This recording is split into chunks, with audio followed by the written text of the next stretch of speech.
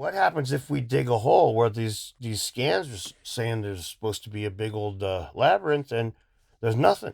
What happens if we dig a hole and there's nothing at all? Mm. It's the goose that laid the golden egg, except for there's no the risk for cutting off that goose's head's pretty low. The reward, excuse me. It's like as it sits right now, they're making lots of money. Stuff's going great. You go changing the way that it's looked at, get rid of that mystery. Dan, thank you for joining me today. Well, thank you, Tom. I appreciate the invite.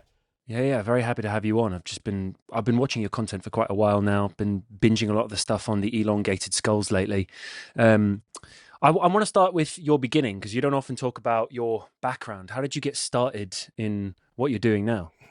Well, when I first started doing, when my first videos came when my son got old enough that he wanted me to not helicopter parent. I got custody of him about 10 years ago. And when he got to the point where he's like, all right, Dad, helicopter somewhere else.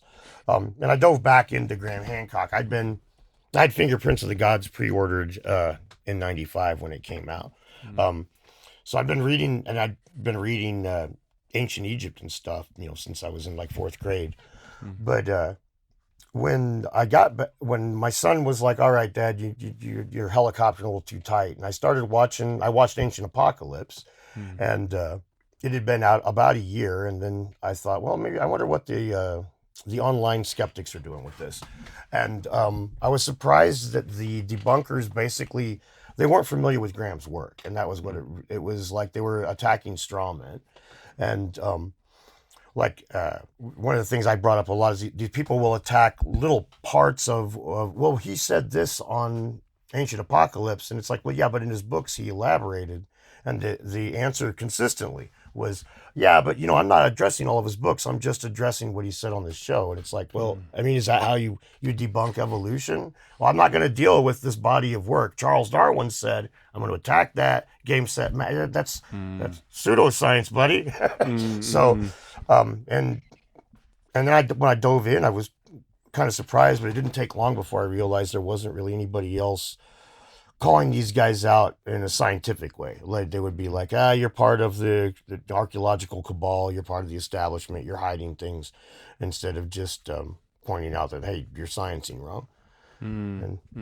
Yeah, it's interesting because you go on like all these podcasts, Joe Rogan, and if people don't watch your content, they seem to think that you're all about aliens and conspiracies, and you watch your videos and you're the first person to be like, well, it's a nice idea, but actually it might be something else. And you've been talking recently about the elongated skulls found in Peru and sort of around the world. And you're sort of still, you were speaking before, you're still doing ongoing research with that. Could you speak to those a little bit? Because you're the only person I've seen who's talking about this idea that they were found in different places across the world and sort of along coastal lines, and that it might have been something that was carried on from different traditions. Can you speak a little bit to that? Absolutely. Well, the first thing worth mentioning would be in Australia, they found these skulls in the 60s that they believed were Cro-Magnon. Now, more recently, they've determined that they were artificially modified, that people had wrapped their kids' heads in order to shape them this way. Well, the fact that they ended up looking Cro-Magnon, I mean, if I throw a baseball at you and it hits you in the face, you can pretty much guess that I aimed at your face, right? I mean, these guys, they nailed it.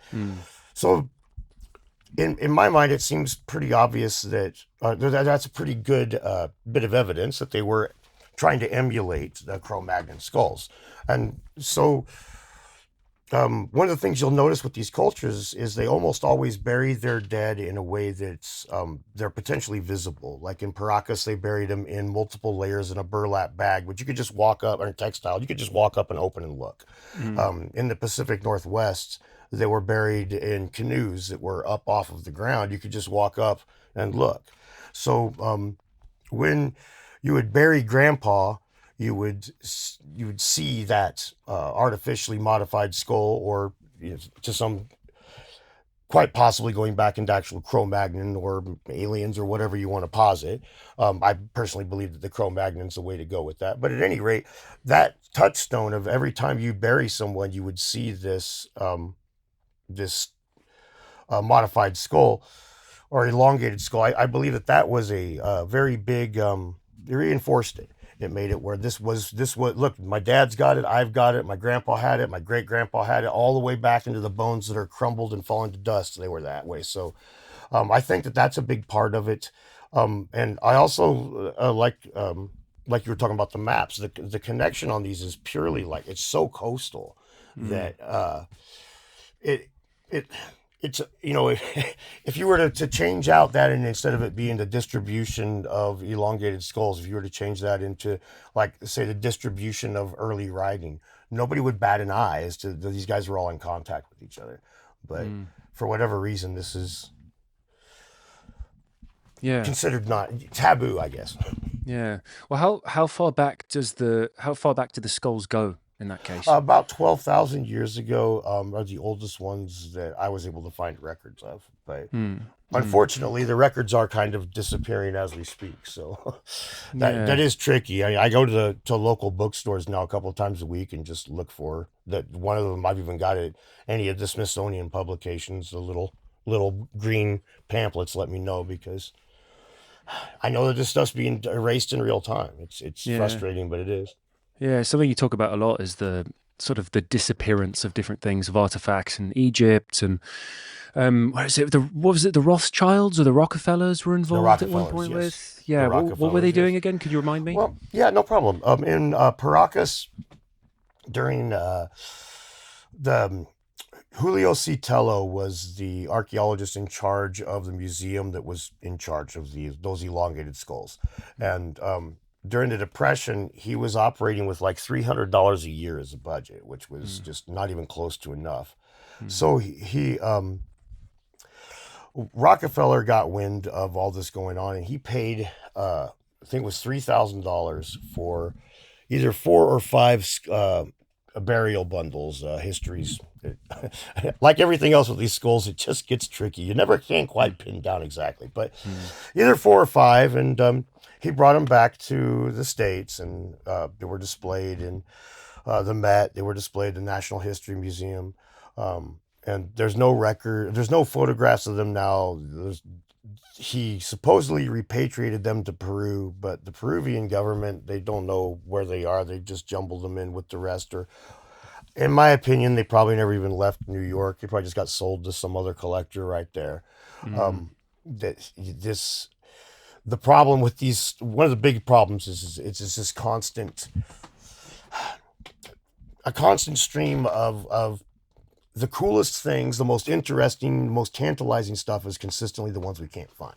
I mean, to drive the truck all the way home, if you assume that all these skulls were artificially modified except for one, but it had a third eye right in the center, which one do you think Rockefeller took?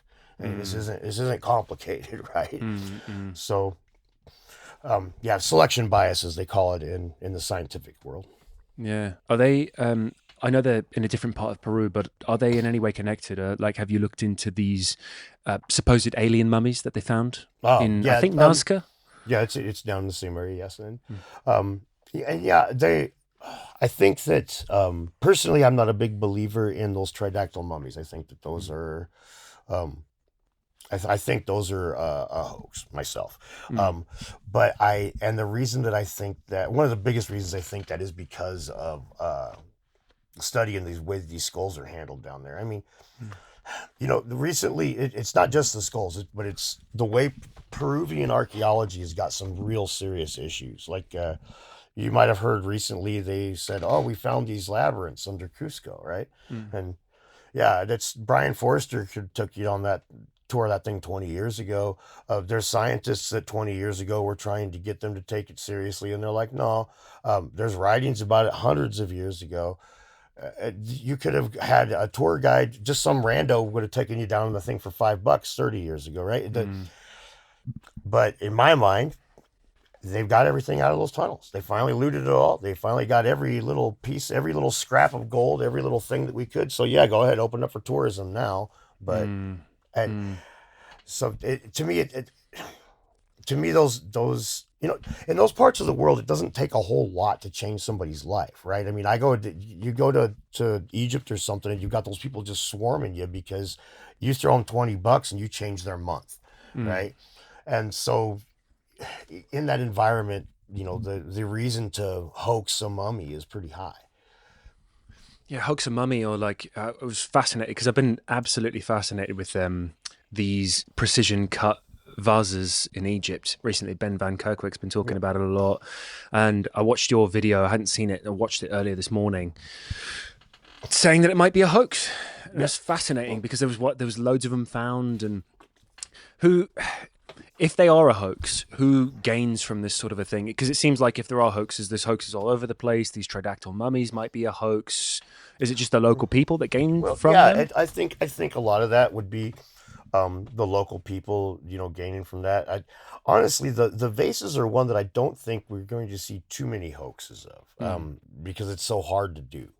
I think what the hoaxes that we would see would be more of somebody touching up something older to make it look, fancier, more precise. But in all honesty, the the difficulty involved in producing these things, and the way that the errors that we see aren't consistent with like machining. It's one of the Hmm. funny things about this is everybody, Christopher Dunn is he's a buddy of mine. He's a machinist, and he's one of the first people that really got pushing the the vases as being products of potentially of higher technology, and so he looks at things from a machinist perspective, but the errors on these don't look like they were machined. They look like something else was at play. Like you get these weird sorts of wobble that you wouldn't get with machining. So I honestly think that it's just like at the building of the pyramids. I think that if we were to watch somebody make these vases today, I don't think we would be like, "Holy shit!" I think we would just be like, "Oh, oh, why didn't I think of that?" Mm. I mean, you got to remember that stone has been like the premier material to do stuff with for like millions of years, and Mm. relatively recently did we switch to metal. And Mm. so, if you compare how good are you at horseback riding compared to your great great great grandpa, and how good it compared to your great grandpa, and then you look at that, your great grandpa would laugh at you and say you're a terrible horseback rider, but his great great great grandpa be looking at you, hold my beer. The Mm. invention of the automobile was where it started to taper off, and then you get to the point we are now where most people haven't even rode a horse. Mm. So I think So the same yeah, thing with stone. Sorry. yeah. So what? No. So is it the type of thing where like someone faked these 50 years ago, or when? Uh, yeah, I think more they would be touching up in modern times. The ones that would be faked would be Mm. touched in modern times. But honestly, I don't think the majority of those are hoaxes. I think like I've handled Matt Bell's collection, and like I don't think most of those are hoaxes. There's a couple of them. One of them in particular, he points out that it's spotty, but again, they're just so difficult for them to fake and stuff. I think honestly, a lot of it is um, we have this this weird pushback because Ben says products of ancient high technology. All the people that are opposed to that just push hard against the manufacturing side of it, in general. And it's like, Mm. yeah, I don't even know how else to put it. It's like you end up saying that basically all of these were handmade, like Flint was like with a stick and just wobbling around. It's like, and it's absurd. Mm. They give it, but the selection bias, like I was talking about earlier, that same thing would happen with these vases. Sir Flinders Petrie mentioned the precision of those vases, and that was over 100 years ago. Mm. So you can imagine people going to the Cairo Museum knowing that out of all the artifacts that are on these shelves, there's potentially vases that this guy might not know is worth money. He might not realize that some of these are real because it looks just like the other ones, unless you're looking for precision vases. Now, Mm. the little sphinx looking thing, everybody knows that's going to be worth money. It looks Egyptian, but those vases do not look Egyptian unless you're into Egyptology. They look like a flower pot. Mm. So to me, in my mind, is I think that a lot of these were you could just easily go in and swap it out. Here, I got another granite vase. Swap it out. This was just written down in the catalog as a granite vase, right? Granite vase, bing, bing, boom. Mm. And so, just like the skulls, we don't get the best examples aren't in the record. Same thing with the vases. The best examples are almost certainly not in the record. Yeah, I know a lot of people compare it to you see like what look like precision cuts or like saw cuts in certain stones. I think in the pyramids and around and outside the pyramids, and so they go, okay, well, there's this ancient technology. But what I like about your content is you seem to you sort of push back against this idea of ancient high technology, but it seems like there's something that we still don't understand. So why are you so quick to dismiss the aliens, Oh, essentially? well, I'm not so quick to dismiss them. It's we just have to get there. Like we say, we go to return to the vases. We don't know how they got so precise with the vases. Okay, well, so let's start looking at things. Well, we know that a lathe was probably used to turn it, but we also know that parts of it don't look like machining. So maybe they had a more primitive lathe. We take these steps. If you look at something, you're like, wow, how could they have done that? I don't know. It's probably aliens. That's fun, but that's no path to truth, man. I mean, that's like, what, I can't find my cigarette. Oh shit, where'd my cigarette go? It must have been a ghost. That's fun, but I ain't gonna find my cigarette, man. It's just right. So I think that a lot of it goes that route, especially in the day of social media and all that, because it's always the most sensational. This isn't new. It's always the most sensational shit that sells. But now everything's so competitive. One of the things that one of my big like aha moments as a YouTuber was when I realized it's like I'm not just competing with Graham Hancock and Jimmy Corsetti and Ben Van Kerkwyk. I'm competing with John Lennon and that cat video and Malcolm in the Middle. I gotta up my game, boys. But that's the reality of it. So with that saying that it's a whole lot more fun to say there's a second Sphinx for sure, and here it is, than it is to say, here's the detailed case for the second Sphinx, and it may be there, it may not be there, it may be over here. Here's all the. That's boring. It's fun. I just found the thing, and guess what? Aliens did it. And so I think a lot of it just gets bypassed into. That's one of the reasons I like AJ from the Y-Files so much. I'm sure you've watched. Oh, he's so Y-Files. entertaining. Yeah. But he also, at the end of it, he always, almost always debunks it. There's one of them, the Electric Pyramid. He just leaves that one hanging, and that bugs the hell out of me. Damn it, AJ, if you happen to be watching this. I love that one. Yeah, Electric Universe Theory is so fun. Oh yeah, I've got a video I'm working on. Eventually, it's on my back burner stuff. It's partially chopped into pieces, but somebody made an Electric Universe video and tagged me in it, wanting me to put in my 2 bits, and so I'm gonna do that. It is fun. I mean, I worked as an electrician for a long time, so there's part of it where it's just like, hey, sorry, that part don't work so good, but just to circle back to the whole mysteries of the pyramids and stuff, but not believing it's aliens. Like the step one in sussing any of this shit is accepting that there is some sort of mystery. Like it's one of the most frustrating things in the world to me when people are like, we know how the pyramids were built, and it's like, no, we don't. Well, we know this, but you don't. When you say we know, you're effectively no good as a researcher. You've stopped. You've said, here we go. And I don't care if you say God did it. I don't care if you say we figured it out. Science never rests on its laurels. It's always advancing. It's always learning something. And with a lot of this stuff, it's really, truly mysterious. Like Balbeck, those big stones in Balbeck, how they move those things. Just dismissing them and saying, well, big rock, people can move big rock. That's doing a disservice not only to the builders of the place, but to everybody who's interested today. Yeah. It's fascinating. What do you think about the pyramids? Do you think that they're a chemical plant, like Land of Chem purports? No. It doesn't seem like they're. Well, I don't really understand why we're sticking with this narrative that they were tombs and they were nothing else, and that seems to be it. Because it seems like at the very least they're much older. There's other problems with the carbon dating. I'm curious what your thoughts are on that as well, because I can't wrap my head around why what you talk about, what the carbon dating says they're at least 300 years older, but we've stuck with this idea that they are as old as that. But then what is the gypsum mortar supposedly isn't a good building material, it's a good repair material, and that's, I believe, the oldest thing we have to date them by. Is that right? Yeah. Well, the thing is, we can only date organic material, so you can't just go like willy-nilly dating the pyramid, right? But we date the ash and the mortar is basically what we've been doing. And so they do this all throughout ancient Egypt, but in the third, fourth, and fifth dynasty is when you see the separation, and it's where the written records and the carbon dating no longer align. And that's 250, 300 years off.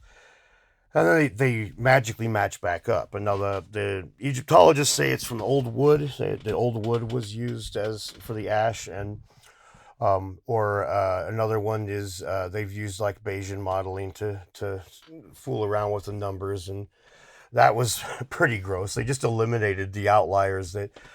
They flat out says we eliminated all the samples that didn't align with a known pharaoh's rules. So it's like we're looking for mysteries. We're going to eliminate the mysterious, and then wonder why there's no mysteries left when we're done with our equation. But at the end of the day, they've done all these tests and stuff, and they got 250 years off. They clung to the written record instead of the hard data, which sounds an awful lot like a creationist to me as opposed to a scientist. That's just like, well, the book says this, the hard data says this, but I really like that book. And man, come on. But I think, personally, that the pyramids were multi-generational projects. I think that it took about 100 years to build the Great Pyramid. I do think that it was built around when history records that it was, but I think that it was planned much, much, much further back. I think that area was sacred for a very long time. A lot of the Sphinx. Okay, well, get a little deep dive if that's all right. You got a minute? Yeah, no, go on. All right. Yeah, that's what we're here for. So you know what the Ben stone is? Okay. So could you explain for listeners absolutely as well? It's a pyramidion, or the capstone of the pyramids, which it's just one stone. Is supposed to have mystical powers, and it was when you had the Egyptian creation myth, the Ben, or the primordial mound. It was like the first mound of earth to come through the flood waters, and that mound of earth is symbolically aligned with resurrection and rebirth, and so, excuse me. So the Sphinx, if you were to go back 12,000 years ago during the time of the Green Sahara, which for your viewers that don't know, the Sahara Desert northern Africa goes through these long periods of being wet and green. And 12,000 years ago, it was basically a jungle. So in those days, the water where the Sphinx was just an outcrop of rock until it was carved. And it's just an outcrop of rock that faces due east, happens to align with the rising sun. And in those days, the water would reach the bottom of that outcrop of rock, but not a lot. A couple, 3 inches, sometimes during the floods, as much as a couple of feet. You could wade out to this outcrop of rock that was aligned with the rising sun and poked up through the flood waters. I believe that this was where that primordial mound, the Ben, I believe that what the Sphinx, the original outcrop of rock that the Sphinx was carved from, I believe that was their primordial mound. So I believe when they carved the Sphinx, that carved it to represent Leo, because that was the constellation of the day that it was rising into. And I believe that they took a piece off. Maybe there was already like a pointy piece that they used to line up with the stars, but that piece was kept and venerated as the Ben. And I think that this is why the Sphinx had the enclosure dug. It wasn't to facilitate them making it look like a cat. It was as the Nile, as the Sahara got drier, then that area no longer had water when you walked up to it. It still touched the sky, but it didn't touch the water. So they dug a pit so that it would fill with water over and over, which is why you see so much signs of water erosion. They were trying for it. They wanted it. And So then eventually the Sphinx, they can't get water there anyway, and that's when the Sphinx falls into disuse. And that's why so much knowledge of it's lost by the time that Thutmose comes around and makes the dream stelas, because uh, nobody's given a crap for so long because it doesn't do its thing anymore. So, okay, so you were saying that you still think the pyramids were built around the same time as they roughly say they were. I see a lot of stuff online that says they were potentially built earlier. At least the Sphinx was built earlier. There was some evidence of some civilization before. I think you talked about, was it Khafre supposedly built the sort of basin or the pit nearby to stop the Yeah. flooding in Yes. Egypt to come before. And then there's Robert Schoch's work as well, which shows that it's clearly like heavy water erosion, which did that to the Sphinx. So what do you think, there was any signs of a civilization prior, or do you think that was built roughly when the mainstream timeline? I think that it was, yes, I definitely think it was civilization prior. I think the world was connected before the flood, not like in some crazy way like with aliens and spaceships and stuff, but I think that there was a lot of trading going on, again, with like the elongated skulls, and that you can see it just hugs the distribution of the elongated skulls, just hugs the coastlines of the world. And I think that the world was in a lot of contact. I think that Egypt was one of the the smarter places, for lack of a better way of putting it. It was a cultural hub, and then when the Sahara disappears, you get all of it ends up getting pushed into that delta. All of the whole northern Africa, all of the culture, all the civilization got shoved into that tiny little delta where the Nile was kicking out food. So, yeah, I definitely think that I think. I mean, you could, maybe they were Egyptians, maybe they called themselves Egyptians. I think the blood would be very much the same. I think it's going to be a lot of the same people, but I think the ideas are going to be a lot different. Yeah. Why do you think people are so eager to resist that then? And so, you're supposedly a white supremacist and you're ending democracy and you're doing all these things alongside Keanu Reeves, apparently, I've been told. Like, Yes. why are people so sort of resistant to this idea of the younger Dryas? And there seems to be more and more stuff around the world, and there's Göbekli Tepe now. And do you think that if people switched around and said, no, it actually makes sense that some of this stuff is older than we think it was, do you think that there's much more evidence to be found of other civilizations around the world? Or I definitely think there is. I also I think that we've I think we lost a lot of the plot on that because of science in the old days, it was tasked with proving the Bible right. Okay, that was Western science. That was its job. Prove the Bible right. Find that flood. Find Sodom and Gomorrah. Find all this stuff, right? Find the walls of Jericho. So then, over the course of just like 50 years, we had geology starts kicking the tires on that, and then most famously, Charles Darwin. But what these things did was, before Darwin came along, it was catastrophism is the term I'm looking for. Everything was catastrophic. You had this flood that was just destructive and ruined everything, and so that switched to this gradualistic idea. It's slow, steady erosion. It's not a big flood. Now, I think any dumbass 5-year-old could realize that these aren't mutually exclusive, and they probably both happen, right? Sometimes you pour a whole glass of water out real quick. Other times you pour it out slow. This isn't complicated. But we ended up with science being, people like one size fits all rules. I don't know why, but people are mentally lazy and they like those one size fits all rules. And this is just a perfect example of it, because they're like, well, gradualism has to be the only way to go. Nothing catastrophic could happen. And it wasn't until the KT impact was accepted in 1980 that the idea of, what do they call it? Punctuated equilibrium. That's the term. Punctuated equilibrium is now accepted, but it took until 1980. It was over 100 years of science not accepting that you could have erosion and floods. They accepted the concept on paper, but Alvarez had a huge uphill battle because it was catastrophic. And that's the same as the arguments against it were very much the same as you hear today against the Younger Dryas impact hypothesis or other similar things, where it's just like, the guilt by association. This is a creationist argument, you know. Well, okay, is it an accurate creationist argument though? Yeah, it's interesting. Something I've been chatting about recently with my partner is this idea that dragons were also seen all around the world and have this ancient sort of mythology in different cultures. And you see it in China, you see it in sort of like the origins of England and all over the place. And how do you sort of go about distinguishing these things? What makes the younger Dryas legit as opposed to dragons or something like that?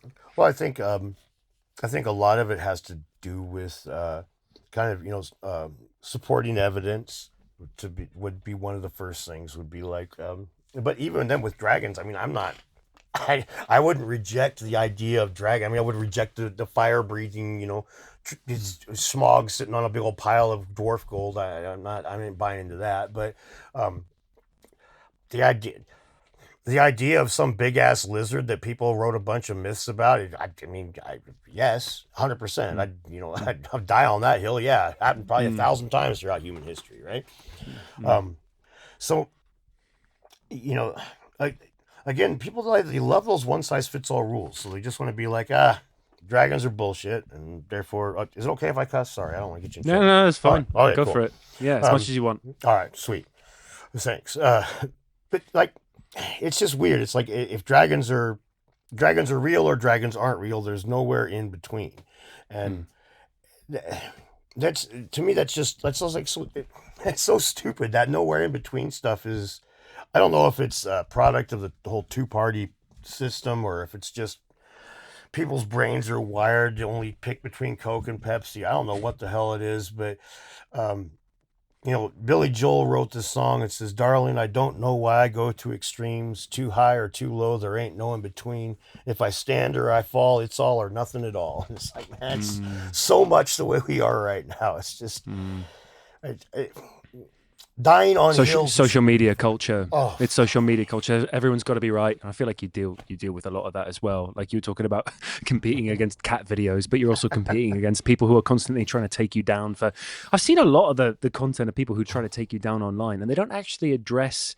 It's like long videos. It's like 45-minute videos, and they don't actually say anything other than call you names and say silly things. But I swear to God, I was watching one the other day just for fun.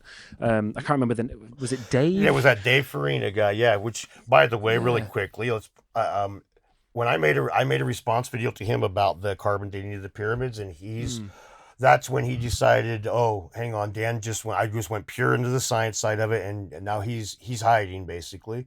And he won't make a video on it. We've got a larger platform that's trying to line up debate, but he's every time I make a comment on his videos, he would immediately respond to me. I upload this video that proves that he was just full of crap because this dude lies, man. I mean, you know who Metatron is, the creator? No. He's about 1 million subscriber history creator. He's not alternate history guy like I am. He's more mainstream, but him and Professor Dave, they've been squaring off lately, and it's the same thing. It's Dave just flat out lies. Like he takes things out of context, twists them. He just. If I was a white collar dude before I got into this instead of being a blue collar dude, I'd be suing his ass because he operates under the National Enquirer model. He just lie about stuff and get more clicks than the lawsuit's going to cost. So yeah, it's nice for that because it's just a YouTube thing, but it seems like it's kind of the same thing with all these.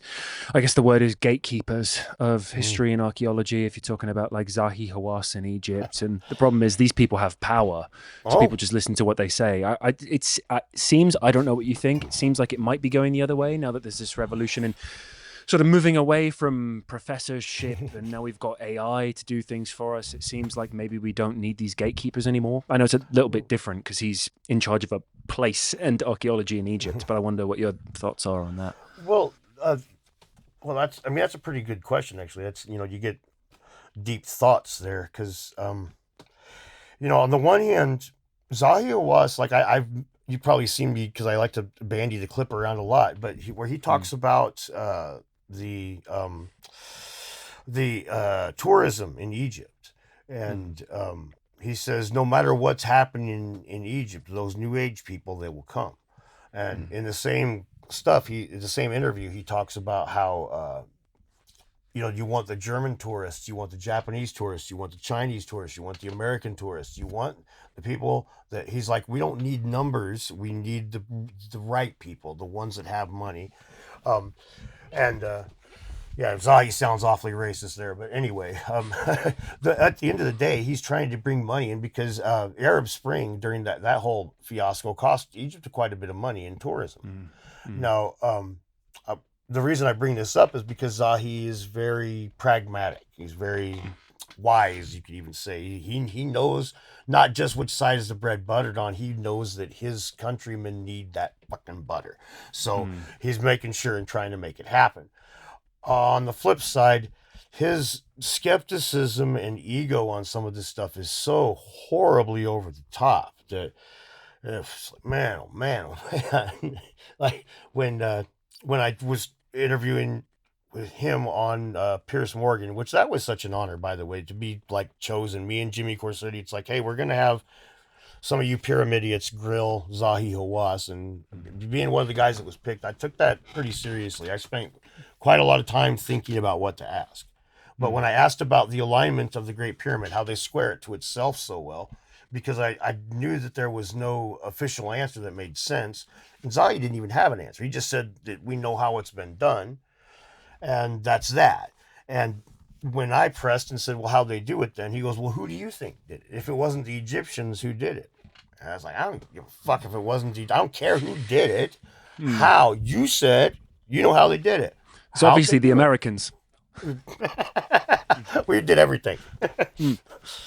It's just frustrating because it's like here he is, like you see, with all his power, he's standing between us and the possibility of getting an answer.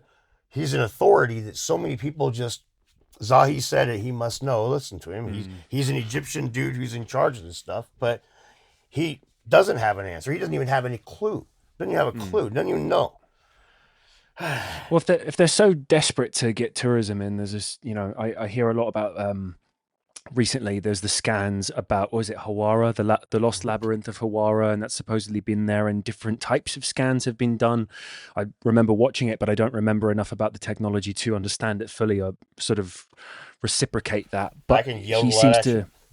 Yeah, go for it. Yeah, no, go for it. Explain. Finish what you're saying, though. I'm sorry. I was sort of moving to the point of, there's obviously this stuff about the water table in Egypt, and you'd have to dig all that stuff out, and that's going to affect farmland. But is it not the case that people around the world would be potentially fascinated if this lost labyrinth is supposedly so much greater, or whatever may be under the pyramid now with the new scans that have been there? And I know you've done some stuff on that.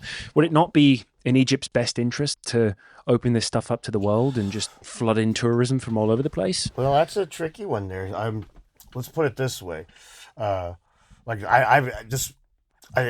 same answer. This is where I first answered this, was in regards to the hidden chamber in the Great Pyramid that they found with the Muon scans a few years back. Why they haven't investigated it? It's the same answer here, in my opinion.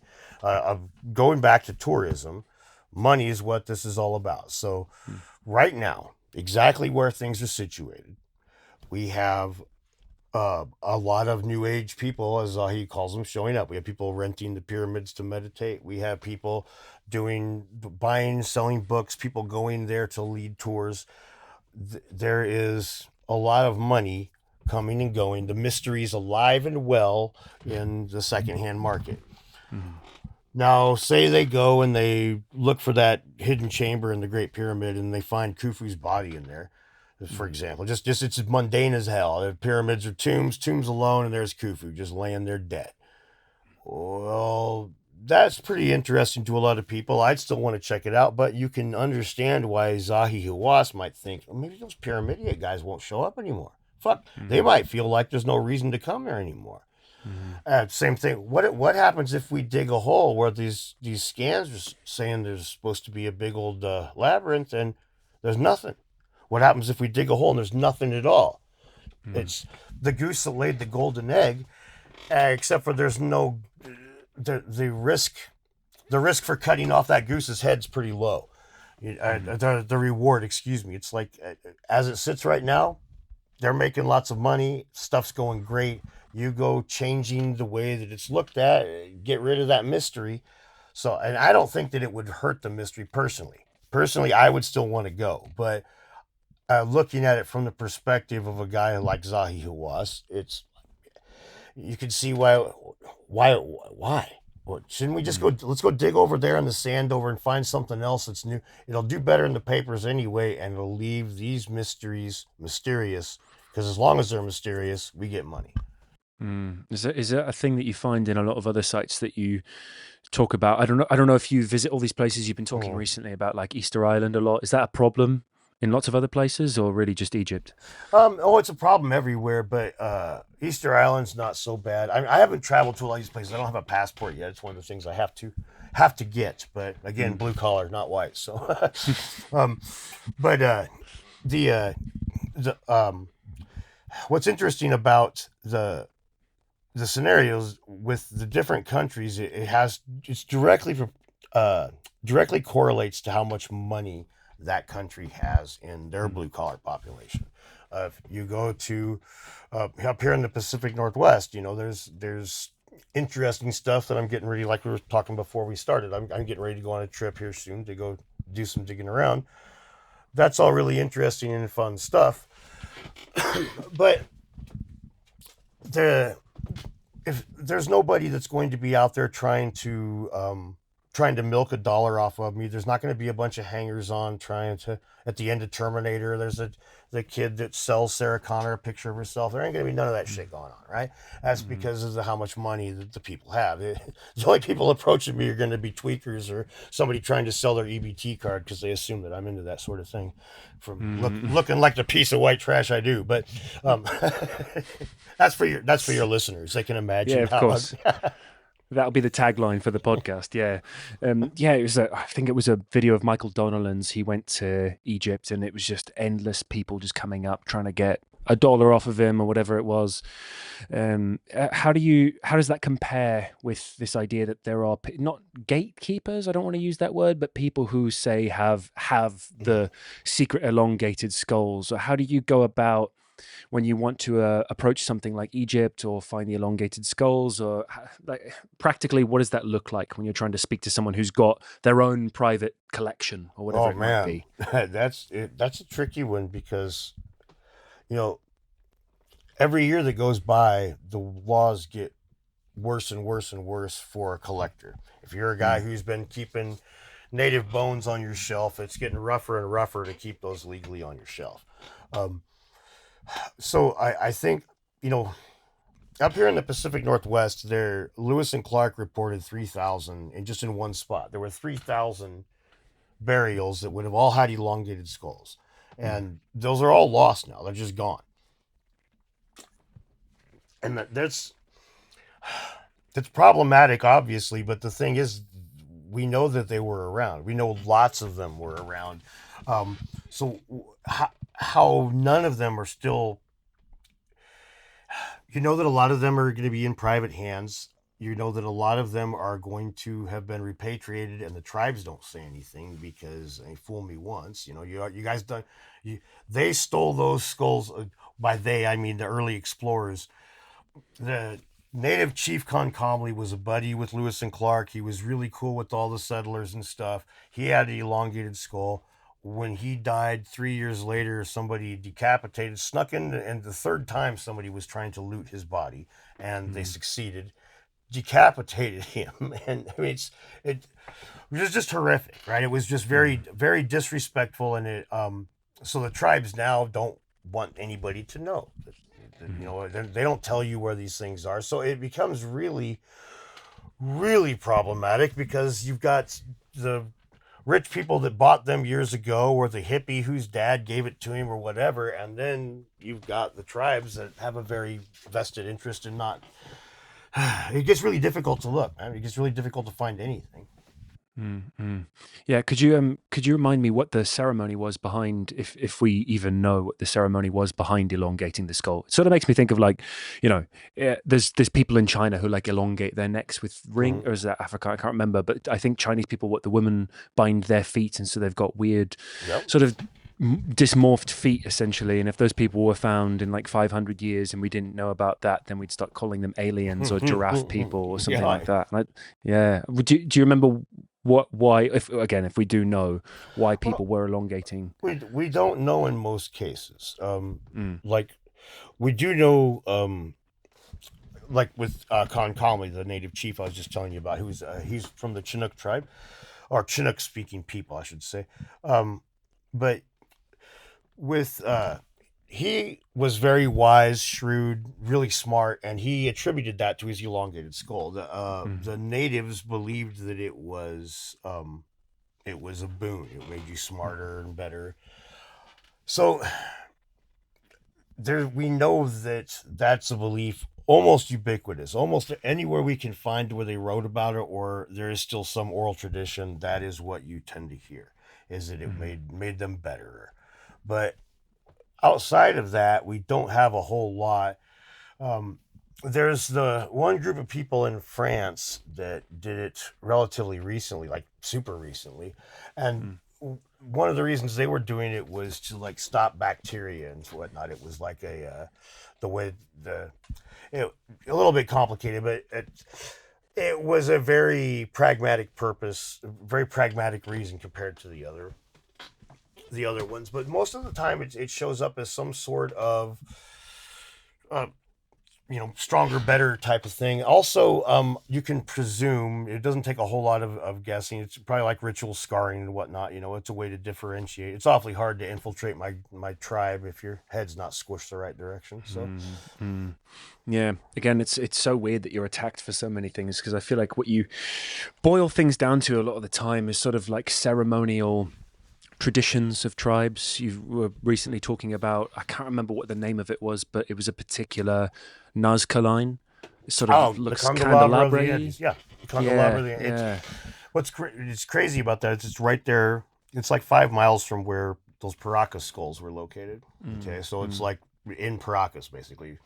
It's also visible 12 miles out to sea, mm-hmm, and so it's like, when we know that the Pacific Northwest has this huge concentration of elongated skulls. We know that there's all kinds of people in White Sands, New Mexico, 30,000 years ago, right? We know the mm, Kelp Highway hypothesis. If you're not aware, it's a peopling of the Americas hypothesis. Like mm, the old school one is the Clovis first. It's the Bering mm. Land Bridge, right? Um, Yep. for those your viewers who don't know, it's like the idea that there was two ice sheets, and that they basically opened up an ice-free corridor, and that there was a land bridge from Siberia over through Alaska, and that people marched over. And this happened around like 12,000 years ago or so. And the problem is we have places like White Sands, New Mexico, where it's like 30,000 years old or something like that, where they have the footprints. But because overland journey, these guys migrating, it's going to take them a whole lot longer than just a couple hundred years. But you could Mm, hop up and down that coastline literally in a single generation. mm, It's a coast, right? It's not hard. mm, You can see where you're going tomorrow every single day. You can plan this. So it makes a lot of sense that these people had settled all those areas. As a matter of fact, I'll flip it the other way. It's absurd to me to think that these guys wouldn't have investigated anytime somebody wanted something new, and he was like, man, I'm sick of Grok taking all of the good hunting ground. I'm going to go where he don't live. I'm just going to make me, mm, mm, it's just, so, and then when you want people to show up in a place, Paracas clearly had money, it clearly had influence, so you want mm, people to show up to trade with you. Well, maybe you don't have a freaking lighthouse, but you can make you a candelabra of the Andes and be like, hey mm, guys, this mm. is a place to park.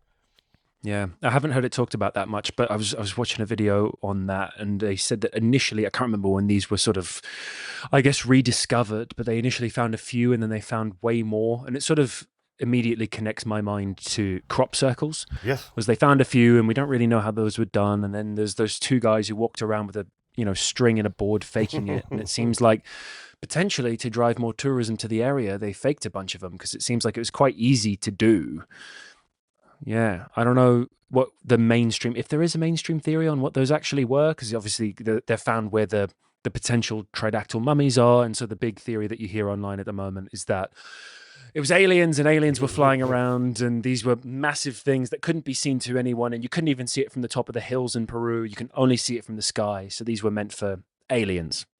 I don't know why we think that is, or if it was just a ceremonial thing. I honestly, I think that I aliens have to get there again. It's this isn't enough for me to just jump to aliens, but I would there's definitely no way you can. There ain't nobody else going to see him. That's for sure, right? Unless you get all Carlos Castaneda. I don't know if you know who he is, but he's a little bit. Okay. Yeah. So he talked about doing those spirit journeys and whatnot. So I guess if you were to turn into a raven and go flying around Nazca, you'd probably see those glyphs, right? But beyond that, so you got the spirit route or the UFO route. But yeah, there's not very many ways of looking at those. But it is the kind of thing that would be pretty cool to do, and it is the kind of thing that could be tested, like with the candelabra of the Andes, for example. You can go put a dude out in the boat, somebody else draws the candelabra, and hey, coordinate the two between each other. And so you could see it being a skill that would be venerated even. Hey, look how complicated of a serpent I can make. Look how crazy these lines that I can do. But, the reason for them, and that's really where, I'll criticize these guys to the ends of the earth, the archaeologists and stuff, for being lazy with these kinds of things, where it's like, what was it for? I use ritual. Yeah, it's for a ritual. It's like, well, fucking, that's great. I mean, you can dig me up and say Max Headroom's a ritual. I mean, it's just such a generic one-size-fits-all thing. What were these for? Honestly, maybe some sort of tracking with the sky, as far as like, some of them are very, like, they're the more mundane ones. Everybody sees the monkeys and the spiders, but they have a lot of just lines, trapezoids and things like that. Maybe there was, some tracking of astronomical things and whatnot. Some of it may well have been to emulate a constellation on the ground. And if you believe that you're capable of making the shape that you want, and you believe that there's some guy up there watching it, then if you could get it right, you would, because so it doesn't matter that there's no alien or whatever to view it, because a belief in God would still be enough to warrant making the thing, right? Sure. So I mean, but then that is leaning into the whole ritual, but I mean, there's not a whole lot of directions you go with this. They sure as hell ain't doing it for farming, right? So it's definitely mysterious. Definitely mysterious. Yeah. Is there anything you've come across? Obviously, there's a lot of things that are mysterious, and sort of officially how they built the pyramids in Balbeck and all these different places. Is there anything that just astounds you? Is there anything you've seen that you're like, I have no idea why or how they did this? Balbeck is one that is I'll run through it quick for your audience. I do have a couple of different takes on it. One of the things, the Balbeck has the three biggest stones ever used in architecture by humans. They call it trilithon, and I forget exactly how big they are, like 160 tons or some absurdly big number. It's some crazy, but and there's three of them, and they're like 20 inches off the ground. It's a mess, right? Like Balbeck's, you look at the numbers and stuff, it's just like, wow. But they put these three stones are on the wrong side. If you were to, okay, I'm getting ahead of myself, sorry. The Romans are attributed with it by the mainstream. The mainstream says the Romans built Balbeck, and Balbeck's in Lebanon, and there's the Temple of Jupiter sits on top of a platform. The platform is where the trilithon is. So the Temple of Jupiter, we know, was built by the Romans. The platform is where there's a debate. And if the Romans were the ones that were said to build it, and I've got some problems with it. First of all, there are three other stones in the ground. One of them is known as the Stone of the Pregnant Woman. There's three other gigantic stones that are quarried and ready to be incorporated into the wall, but they never were, all there at Balbeck. And those three stones that are in the ground use the Roman foot as a unit of measurement, but the three stones that are in the wall do not. That to me, right off the bat, says different builders. The next thing is the location of those three stones. Would the Romans always put the most impressive architectural features right in your face for obvious reasons, right? So, and they did it symmetrically, which is why we have three in the wall and three in the ground, in my opinion. But the the Romans built the platform, we would have six stones already, and they would flank each other on the entrance instead of being on the backside. They're literally on the backside. The three from the trilithon are hard to find unless you know what you're looking for. So, to me, it seems like it's very obvious that basically the Romans showed up, they've conquered the place. You can't have the locals saying my daddy was capable of moving bigger rocks than your daddy, Mr. Roman. So we're going to go and we're going to emulate this. We're going to make our own trilithon, and it's going to match, and then it's going to look like our Roman architecture. Bada bing, bada boom. Only one problem. After they carve the things out, then they bring in the engineers who's tasked with moving them, and he's like, "Are you guys smoking crack? I ain't moving that shit. What the hell are you talking about? I ain't moving that." And so they stay in the ground. That's personally what I think happened at Balbeck, and yes, it's a mystery there as to how long ago it was put in how long ago that was built. You'll see people say, there was a what's it called, a column drum, which is like part of one of the big columns, right? There was a column drum that was found inside of that enclosure that I was talking about. Right. And so they'll say, this is proof that it was part of, the column drum predates the enclosure. But that's not accurate. It wasn't buried underneath anything like a big stone or anything. It was just a bunch of rubble that was backfill that was probably done in the day of the Romans. It was like inside of the enclosure, not under the enclosure. But it often gets portrayed as though it was under the enclosure. Dr. David Miano said as much in his video, and that was inaccurate. Bad doctor. Hey, he's infinitely better than Dave Farina. That guy's a piece of shit by comparison. But I digress. I wouldn't recommend his content. Yeah, wasn't it one of the things about Balbeck that, unless I'm mistaken, this was somewhere else, wasn't it? Like the stones had to have, they know where the quarry is, and they had to have been dragged uphill and downhill through a valley, supposedly on wet dirt and trees. This was where you get why. I mean, that's not only is it so ridiculously hard that it's all that, but then why? Why not just grab a rock right next door or grab some smaller rocks? Why? That's really because we see this happen a lot. Why did they bring this stone 500 miles? Like Stonehenge is a great example of this. This like the blue stone's like from 500 miles away, and there's all kinds of similar looking stone right there that was used. And then the answer is, well, ritual. It's like, okay, well, symbolic something or other, the lazy answer, like I was saying earlier. But that's not only is it lazy, it's absurd. I mean, 500 people die. His legs and people get squished and you got to have a better reason than I like that pretty rock.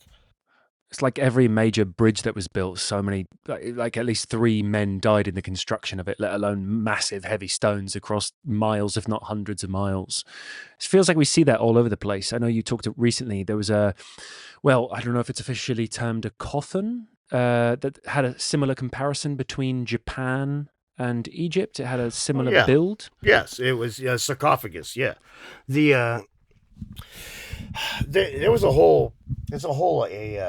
I guess you could call it a tradition that it seems like was incorporated by the Japanese and the Greeks, which is weird, but it's these protrusions on the ends of their coffins that basically were meant to emulate boats.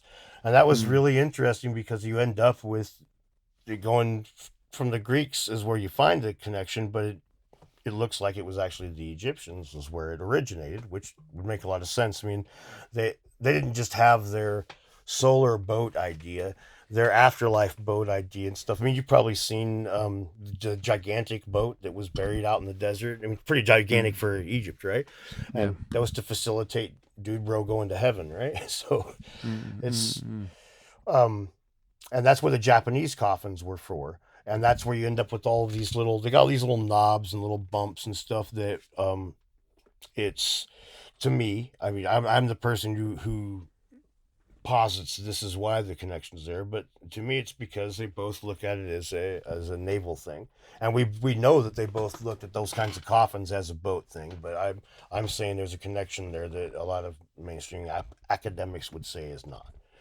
Yeah. So do you think, because there's all these connections, and one of the things you were talking about recently was Easter Island and all these connections between South America and Asia, and they found it in the DNA of the people. Is that right as well? Yes, absolutely. They found DNA and DNA from South America in people from Easter Island, in Polynesia in general. It's like spread out into the sea, and it goes back the other way as well. There's Polynesian DNA in ancient South Americans from like 1,000 years ago, and on the earliest habitated layer, which is about 1,000 years ago on Easter Island, they found a bunch of obsidian blades, and some of these had what was sweet potato, ginger, basically New World and Old World crops show up right immediately as soon as people are settling Easter Island that we're aware of.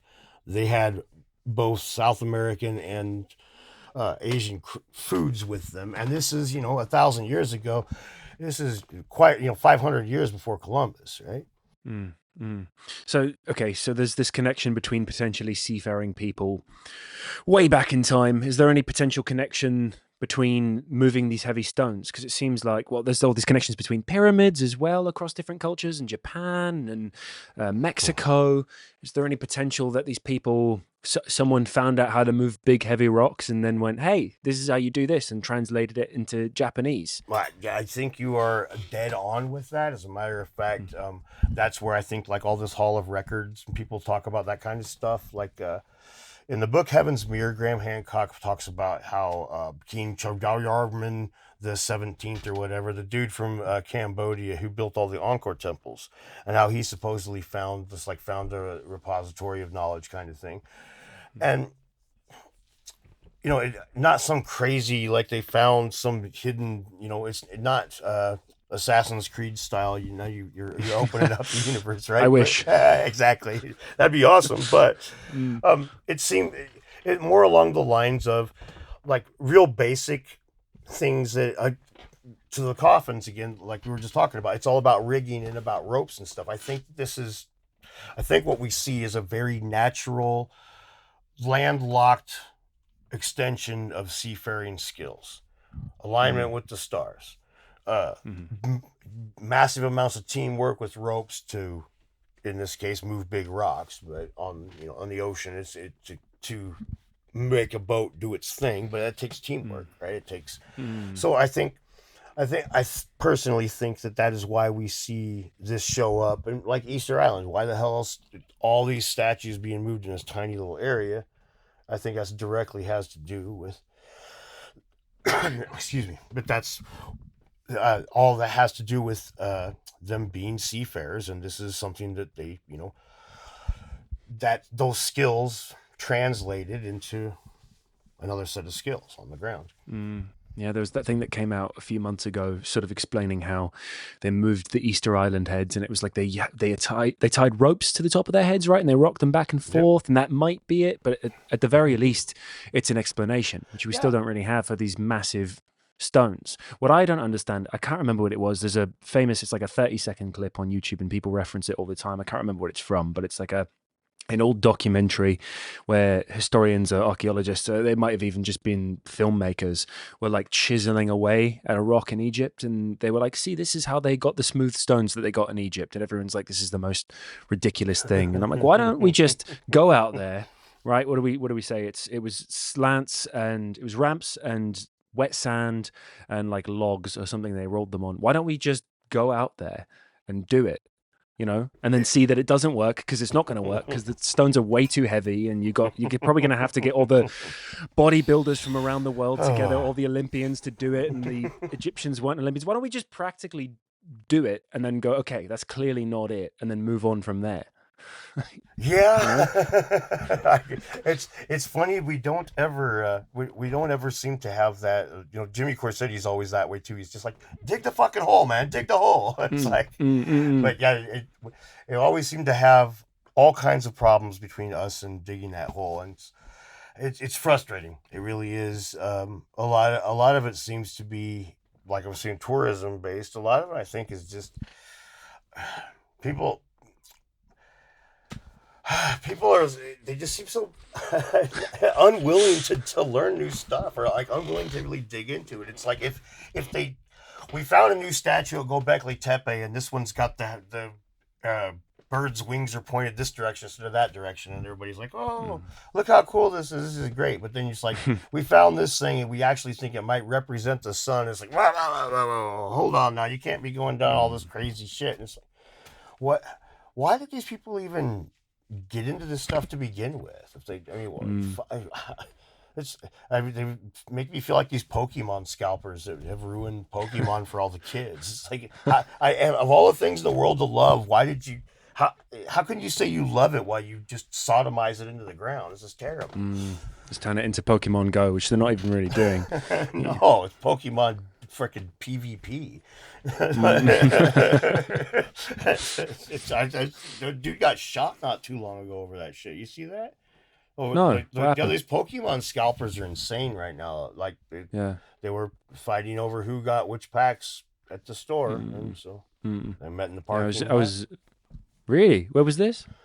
I forget which city, but yeah, it's one of these cities. Oops, one of these cities. The guy did the Pokemon thing, and I don't know if you know or aware how bad it is, but like, yeah, the it's insane right now. Actually, with the violence and stuff. There's so many No, I videos don't. of kids at kiosks, and like the guy in front of them buys everything out, and the kid's just crying and whatnot. Christ, no, I've not seen that. No, I was in Oh yeah. Japan in November last year, and they had a.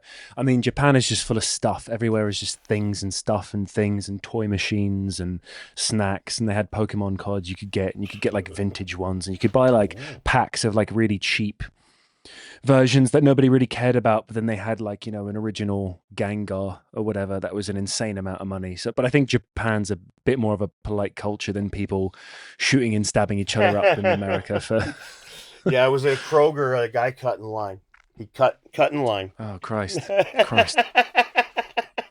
It's, Fair enough. yeah, I mean, but yeah, anyway, I digressed there quite a bit. But yeah, the Pokemon thing's just sad. I like Magic, not Pokemons, but it's just a sad thing when they ruin something like that. When it's, you know, again, it's like, to go back to archaeology. It's like these, you're Mm, looking at stuff that we love. Like, one of the things that always brings the love out of me is when I think about like stars, and it's like, if we talk about trying to find a touchstone to the ancients, I want to put my mind in the mind of an ancient. It's like, out of all the things there is, I can stand and look up at the night sky, and I'm basically seeing exactly what they did. We mm, might have different languages, different foods, different moralities, but this is the same, and mm, it's so much the same. And then you get on a metaphysical level, and like, you know, the for we are made of star stuff, right? mm, Carbon was forged in the heart of a star. So in order for me to exist, a star had to explode, lots of stars, and then all these pieces came together. And here I am looking at star stuff as I'm made of star stuff, in the same spot that my ancestors have done, seeing the same thing. It's like it's as spiritual as you can get without sticking God in there. mm, And how could you take like that kind of love, that kind of like that thinking, that kind of, and then just turn it into zeros and ones, to the point of not even, stomping all of the love out of it? There is no mystery. We already have all the answers. What are the answers? I'm not sure.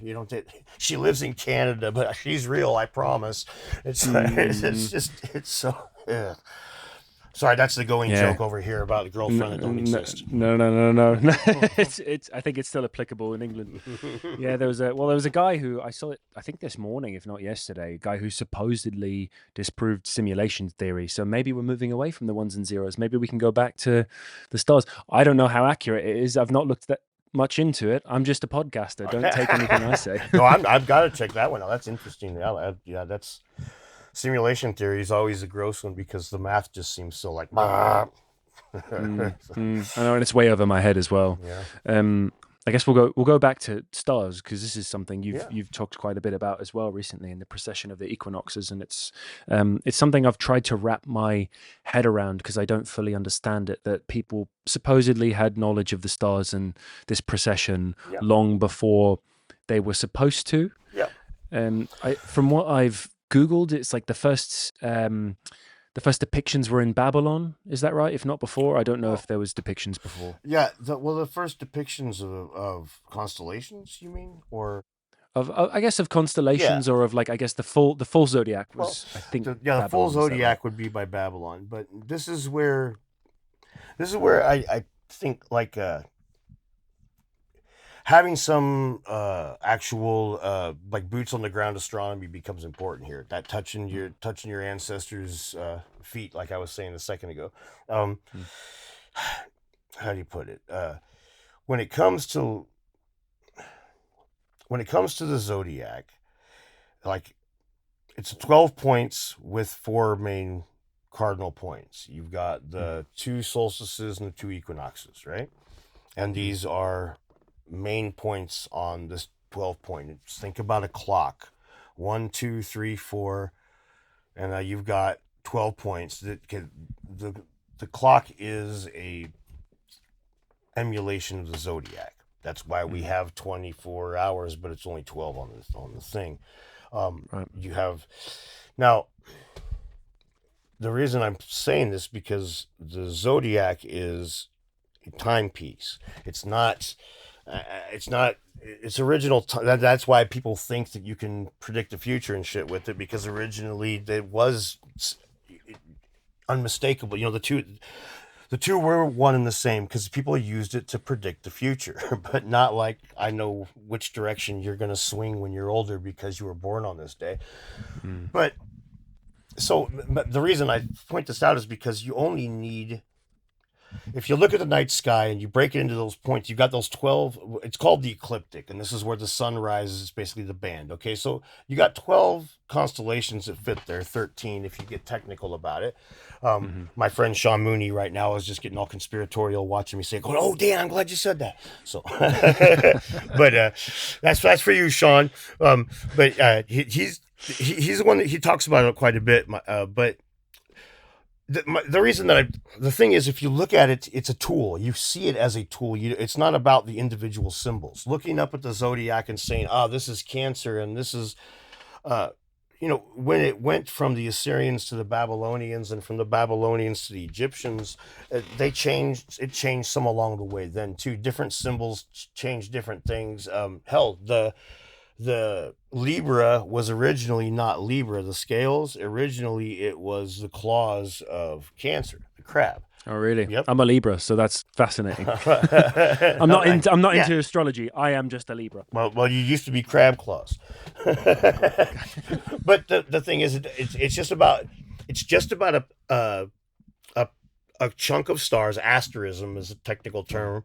It's just about a cluster of stars that occupies the right spot that the sun would rise into at a certain time of the year. This gives you your zodiac.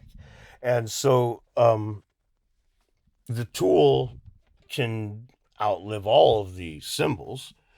And we've got signs like we've got things that have been interpreted as being most likely part of the zodiac that are 10,000. I mean, the Göbekli Tepe is Pillar 43, the scorpion, right? That's Scorpio, according to Dr. Martin Sweatman. And there's some other, he's got his whole spiel there about, it's quite complicated, quite interesting. He talks about, basically, it's a calendar stone. 365 days portrayed right there that talks about the ending of the earth and whatnot. and he may well be wrong as hell. But the thing is, he dug. I don't think he is. I think he's gone. I don't think he's 100% right, but I think he's really onto something there. But the reason that I say it like that is because it doesn't matter if he's wrong. What he's done is he's brought in another hypothesis, another way of potentially interpreting this artifact, these markings, and it's not a harmful one. It's actually, if I always compare the looking for a lost civilization to looking for car keys, he's just given us another place that the car keys could potentially be. That's it. Sure. But he's been attacked like he was saying that freaking gay people should be rounded up and put into camps or something. I mean, he's just like they just went nuts on him to the point where he didn't want anything to do with social media because it's of he's one of those proper British types, right? And he ain't dealing with that bullshit, man. He's like, I feel bad for him because he's a really nice guy, and all he did was come up with some really interesting stuff, and he's been treated horribly for it. I know so many people that have been treated horribly by social media. I've got there's a lovely playwright. He's Northern Irish, really lovely guy named David Ireland, and he's arguably the best playwright in Britain at the moment. And he started to break into TV and stuff as well. And I wanted to have him on. And he said that he'd had a couple of interviews that people were just so horrible to him. I think that, maybe something came out of his mouth that they took out of context and then threw back at him. And now he doesn't want to come on and talk about stuff. And he's, even though he knows that we'd have a lovely conversation, he's like, I can't do it anymore because the world is just so horrible and people need to rip you apart for any tiny little thing that they say, which is a really weird thing. It's a really weird thing for history. And like, I was going to say, oh, well, science isn't like that, but science is, of course, like that. And we've seen that. And Yes. we don't need to get into that, but that's been the last few years, at least. You hear about, like, I was looking it up the other day. I was like, was Einstein criticized for his theories? And he was absolutely shredded for his theories. It was only later on that people finally said that this is, So it seems like it's been a thing for a long time. It doesn't seem like it's a new thing. It's just now that podcasters and YouTubers seem to be coming out and talking about this stuff. They're just the next, whatever it is, flogging poster. Oh hell, dude. Must be exhausting. Oh, but it is exhausting. But somebody's got to get in there and honestly, these guys need to be. They have a fucking job to do. All right, like you brought up Einstein. One of my favorite quotes is Einstein says that the theory of relativity is unrecognizable to me now that the mathematicians have gotten a hold of it. It's like it didn't, but the thing is it took Einstein's idea and the hard, diligent work of a bunch of more skeptical people to split the atom, right?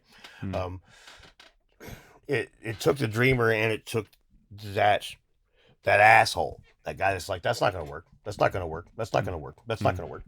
And we need those guys, even though they suck. We need those guys, but they need to do their job right.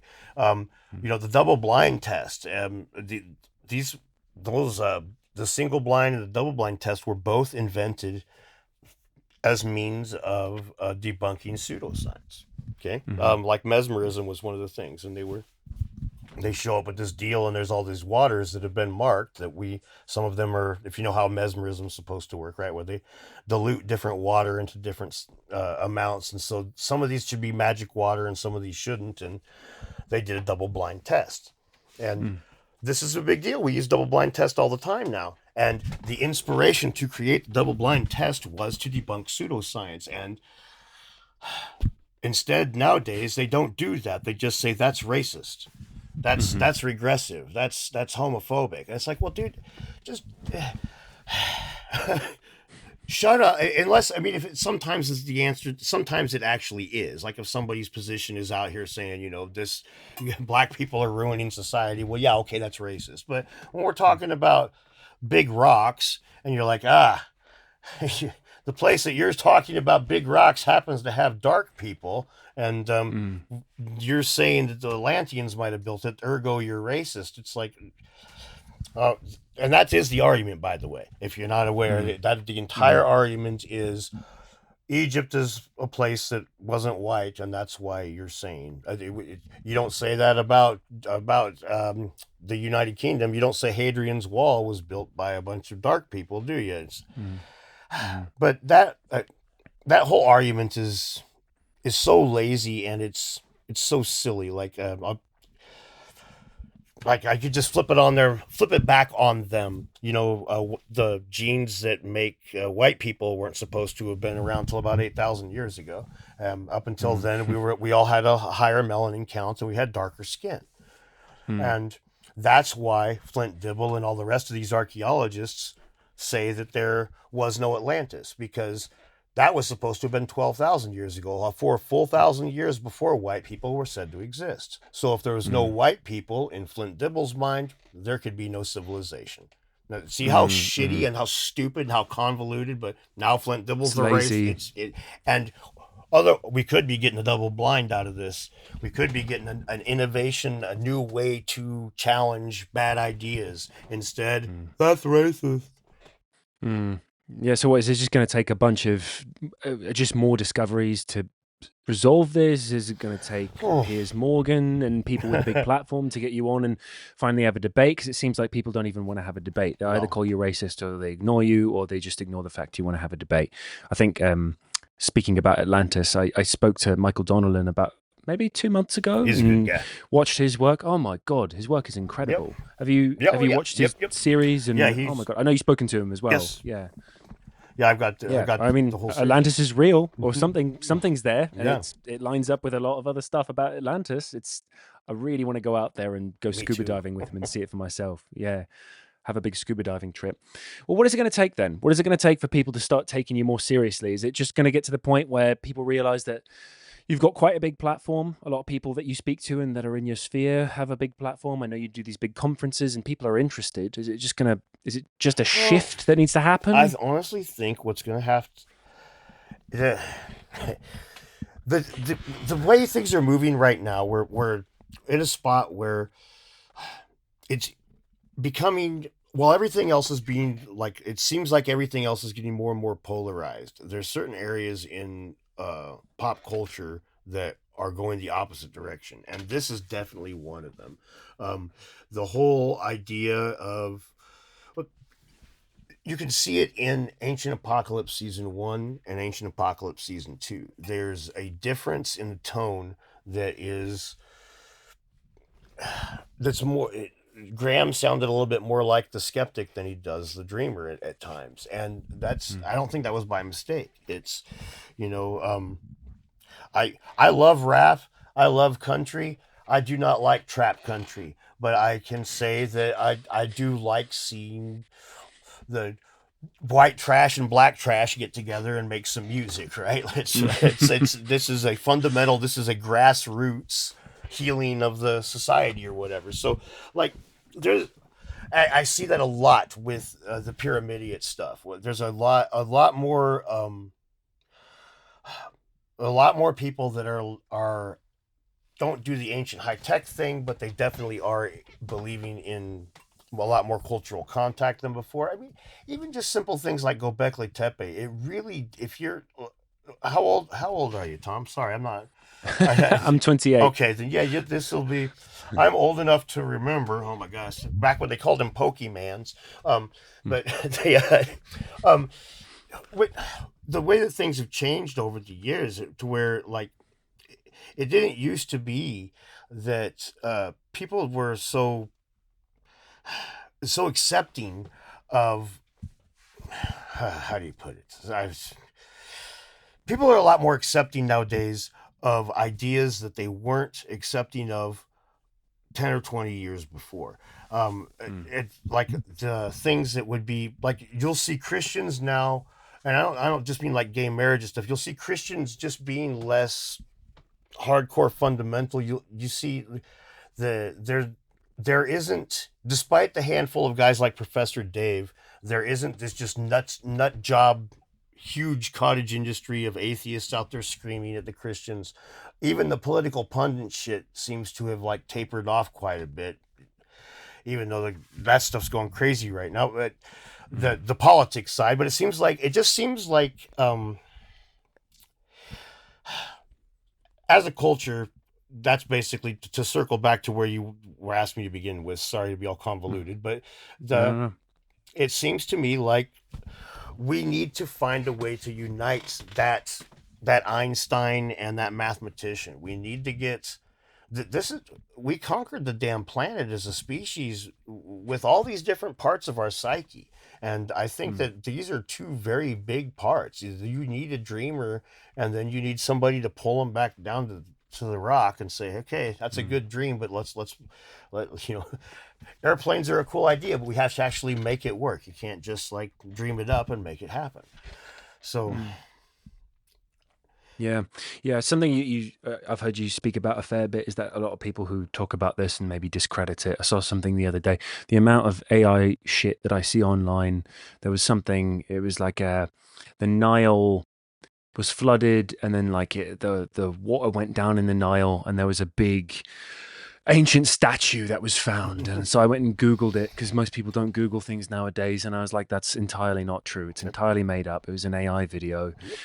Something that you talk about a lot is that a lot of people who talk about this stuff realistically, maybe they've got a YouTube conspiracy channel, don't understand how this stuff works. They don't understand how construction works, and they just throw things out there. Seems like what needs to be done is more people need to get interested in this stuff who actually know what they're talking about, who might come from different spheres and get together, and then maybe we can figure out where there is a lost labyrinth or whatever it might be, or that would be what happened in Polynesia. man, that would be so nice. I fear that I fear that we do have one fundamental problem there, and that's as we push forward with these kinds of things, you put your neck out there. It's like you go Google my name now, and there's all kinds of fucked up shit that's associated with it. And it's like I never even did or said these things, but it's not these things, but like I. There's people that have called me racist for being, like we were talking about a minute ago and stuff. And to some people, that's hard. To some people, that's Mm. I can play internet troll. So I just, if you've watched me on Twitter, I don't care. Mm. I'll make certain that you care before this is done. But I know it's Well, what I mean, fuck. was that hard? Was that hard at first to go through that, to sort of And become no, public and then start being called these things? Or like, have people come up to you in the street and called you these no, I things as have well? had a couple of times where people have said stuff. It's usually like, go tell Joe Rogan to go fuck himself. One year, All right. one girl screamed that at me outside the bar. You could tell that Joe Rogan to go fuck himself. I was like, oh, I'll text him right now. We sent him a dick pic first. I mean, come on, man, this is just stupid. But She must have seen your podcast with him. She must have known at least that you uh, were on. oh yeah, the people in the bars the people in the bar scene downtown here in Spokane have pretty much figured out that I do the Joe Rogan thing, or that I was on there. It's the YouTube stuff's kind of funny with the younger people. Younger people being your generation. I was surprised at how I joke with my son who's 17. I keep telling him I'm going to take that silver play button and wear it like Flava Flav did a clock, and I'm because he tells me, he's like, Dad, you're too old to be a YouTuber. And I'm like, dude, I am the perfect age. All these other YouTubers, when they get popular, they go to prison for fucking somebody half their age. I fuck Mm, somebody half my age, I'm just going to get looked at like a piece of shit. I'm not going to mm, prison.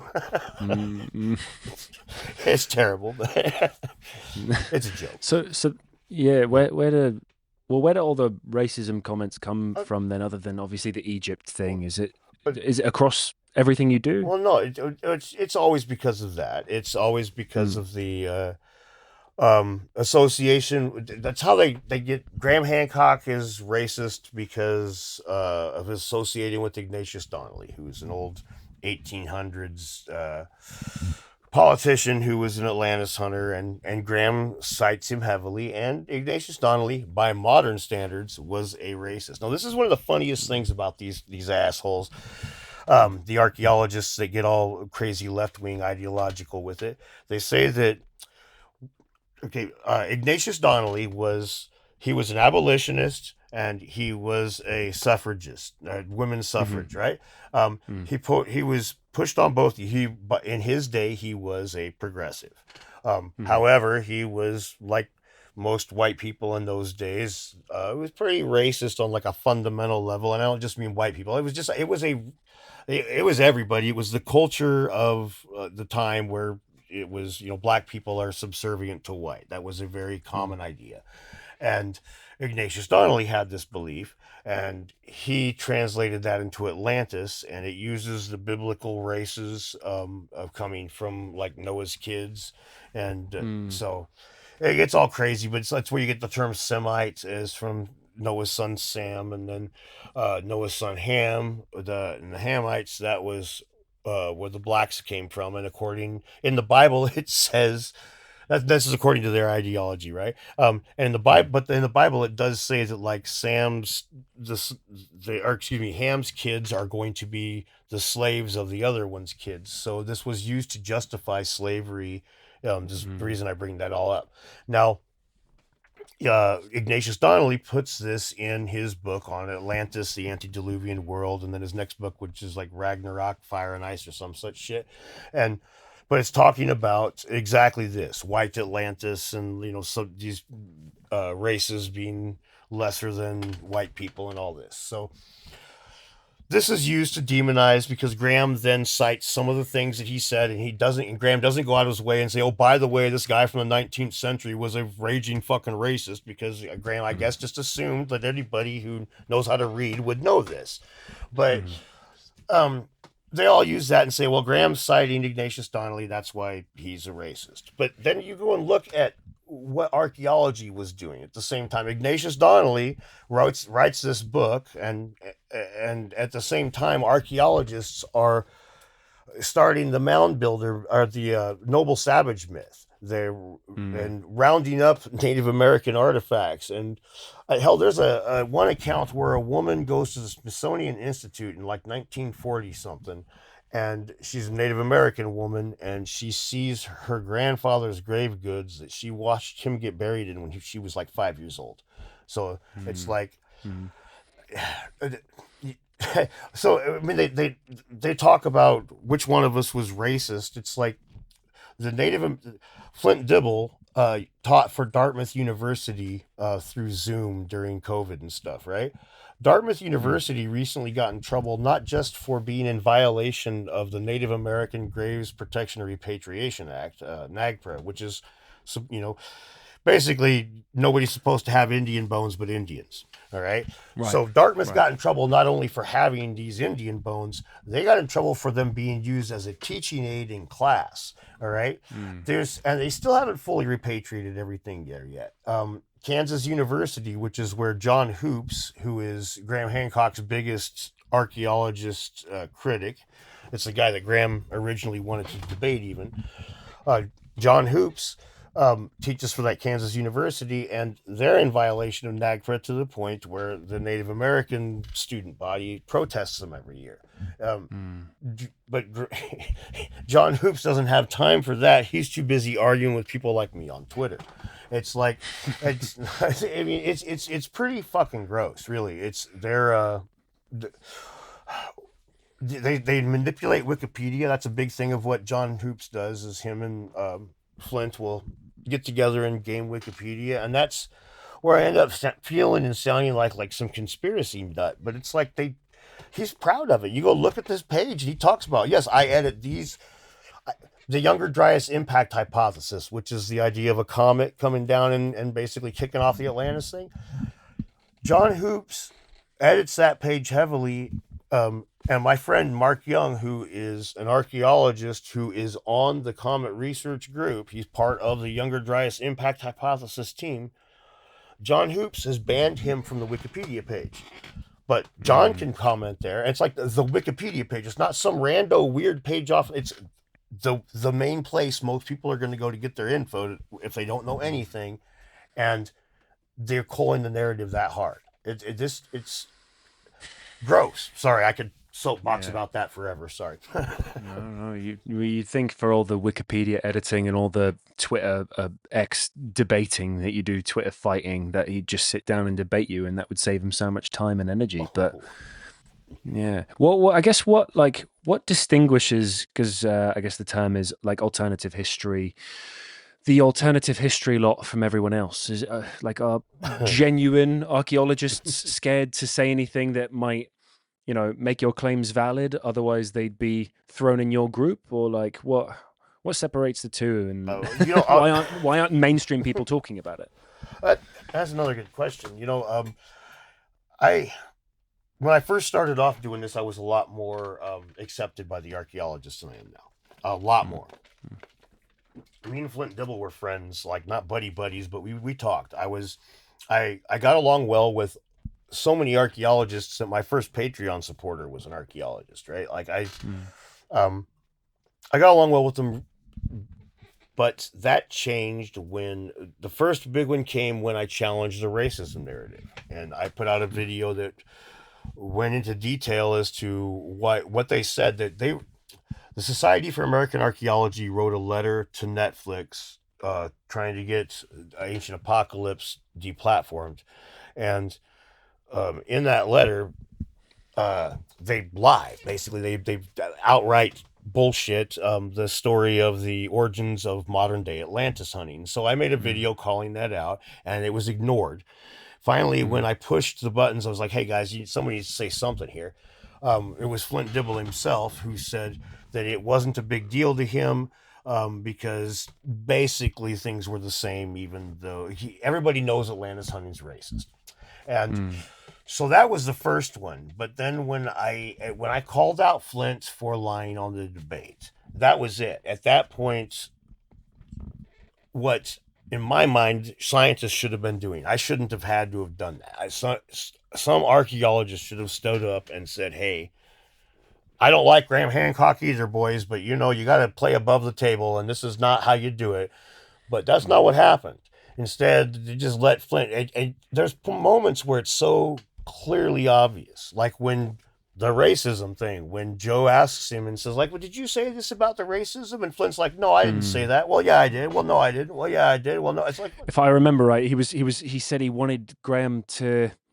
He wanted Graham to have a better look or something like that. Exactly. Yeah. And that's you cite 19th century racist sources. That's Ignatius Donnelly I was just referencing, right? But yeah, it. And at that point though, when the team archaeology had their big win against Graham Hancock, and I called out the fact that it was not really a win, it was a bunch of bullshit, and that at that point I was no longer their friend. I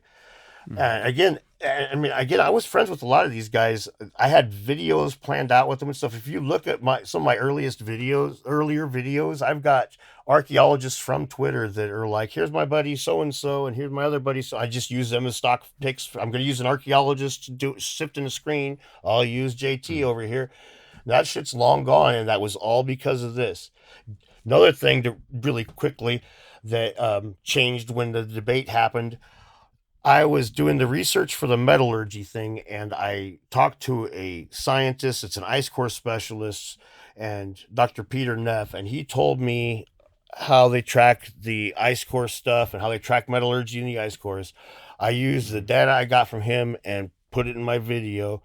Flint Dibble emails dude and crawls up his ass, and then Pete didn't exactly recant, but he vaguely made some statement that they could use to make it look like I was lying. And what happened was, okay, there's only about a dozen ice core specialists on the planet. These are climate scientists. I've always said I don't want to challenge climate science. I don't want to get into that whole mess because I don't know enough about it. And I talk about big rocks. If I convince the whole world that I'm wrong, nothing happens. Boy, if I convince the whole world that I'm wrong with climate, that's too much skin in the game. But this made me like, there's only about a dozen of these guys on the planet, and this one's fucking spineless. And all it took was an archaeologist to push him a little bit, and he caved. So Flint Dibble made me more skeptical of man-made climate change than anything else on the planet. Way to go, Flint, Mr. Science Educator. And it's just like it's sorry. How did he manage that? Right, but how I just described it. Because Flint pressures a climate scientist, the climate scientist caves, and now I'm like, so what does this climate scientist do if his boss tells him, hey, that X is actually a B? Right. Right. Right. So Yeah. This is the one thing that honestly, out of the last few years of doing this, like 2.5, 3 years of doing this YouTube stuff, and engaging with scientists, that's the one thing that I have really, really taken away from it is that they, there's a lot of really underhanded shit that goes on that you wouldn't have ever believed it. And the whole idea of this altruistic, you know, I remember hearing this story of this scientist had his life's work challenged, and everybody was wondering how he was going to react to this thesis being read in front of him. And he gets up and pats a student on the back, and with tears in his eyes said, "This is how science works." And even though his entire life's work was basically bullshit, blah blah. Long story short, there's a reason they tell that story, because that is the exception. Humans don't feel that way. What really happens is it's like you're gonna overturn my life's work. Fuck you. La la la la la la la la la. This guy's wrong till the day I die, which is you've heard Planck's principle before, I'm sure, but Remind me. Yeah. Max Planck was a German physicist. He's the guy who created. He's really big in the whole quantum mechanics thing. But anyway, he says basically science doesn't progress one discovery at a time; it progresses one funeral at a time. The new generation that grew up with that data comes along and accepts it, where the older generation rejects it. Yeah, to take it back to the racism thing as well, the idea that someone discovered something that may or may not be true that was racist is you're going to find that with basically everyone pre 1970. The world of colonialism, you can't just say because people did racist things back then that everything they say scientifically or historically isn't true. It's a really silly way to go about. That's exactly it. Yeah. That it's really what it comes down to in my mind at that point is the motivations. I mean, we take it to the whole Godwin's law with it. I don't have a problem listening to what a Nazi scientist says if we're discussing the building of a road like the Autobahn. I do have a problem listening to what they have to say if we're discussing like archaeology or race or something like that. And it's for obvious reasons, right? It's like I'm not saying I don't have a problem with Nazis. I think you get what I'm saying. It's like this. There's no. Everybody's got personal biases. There's no if the science you're talking about has nothing to do with those biases, you're probably not going to have any problems. But if your position is intertwined with that, like there are people I believe in Atlantis because it makes sense that there was a place where the white people were in charge and the black people were subservient. Well, okay, I don't know how the fuck you got to Atlantis from that, but okay. So some people are that way. So at that point, Yeah, I was. No, go no, ahead. no, you go ahead. Sorry. No, I learnt recently about the whole. Everyone has always heard about the Nazis and the Aryan race, and I didn't realize that the Aryan race was supposedly the Nazis from Atlantis, basically, and they were the magical white people who were meant to rule the earth and dominate all of the people. So thinking about it now, I hadn't even considered with all this amazing work that Michael Donnellan is doing in Spain. I imagine he's going to get a lot of pushback for being a horrible white supremacist in the very near future. Yeah. And that's really the thing is, some people are going to take it, and it's like that, this paper that came out not too long ago about the writing, over 40,000-year-old writing or whatever. And that had the same thing. People were saying, oh, this is racist. We know that writing didn't come out of Europe. We know that it came out of the Middle East. And so, but then on the flip side, you also had some pretty racisty stuff going, look at that, writing came out of Europe, not out of the Middle East. And both of those, which again, to go back to what I was saying earlier about these being fucking lazy, both of those are wrong, by the way. Both of those are completely wrong. The paper is very clear. This isn't the origins of writing. This is proto-writing. This is what it is just a little bit better than a lot of the other artificial memory systems, they call it, which is anything that's outside of the body that stores data. Anyway, that's all complicated. See, and just right there, what kind of shitty ass soundbite is artificial memory systems as opposed to racist? Right? One of these gets clicks. It doesn't roll off the tongue as well. Correct. Do you have any people within archaeology who are interested in your work, not from the racist perspective, that are genuinely Oh interested, yeah. even like under the table, send you an email and be like, listen, Yes. I want to come out about that. You hear about like in Hollywood all the time, you hear about actors who want to talk about, COVID or whatever, but they can't come out because it'll ruin their career. Is that a big thing that you I experience? do. People who, I do. yeah, Not a I'm not ton, going to name but names. well, of course, I clearly can't. But it's not a ton, but I do get one person regularly talk to, a few people that I talk to semi regularly, and then I every so often we'll just go on there and be, hey, archaeologist or archaeology student, or was an archaeologist. Mm, It's been 10 years since I retired. A lot of this is mm, scientific method stuff. I know, honestly, like mm. you watch my stuff. A lot of times, I'm just kicking the tires on that. It's like just basic stuff. You guys do the science right, and you can call it science. Mm, It's mm, one of the things that I say a lot is that historians and archaeologists do the same thing. They look at the past, they look at the written record, they look at the artifacts, they look at the science from like carbon dating and whatnot. The difference is a historian knows that they're not a scientist, and an archaeologist, for some reason, has to LARP as a scientist. yeah. Apologies, my camera just shut off Oh, there, so I'm just no, you're fine. switching it back You're on. fine, Tom. We're all good. We're all good.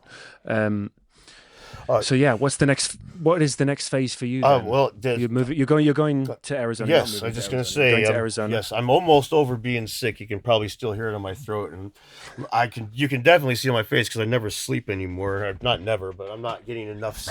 I'm not getting enough sleep because I've been sick for almost 2 weeks. All right. Well, just what things that are going around, Yeah, or just congestion.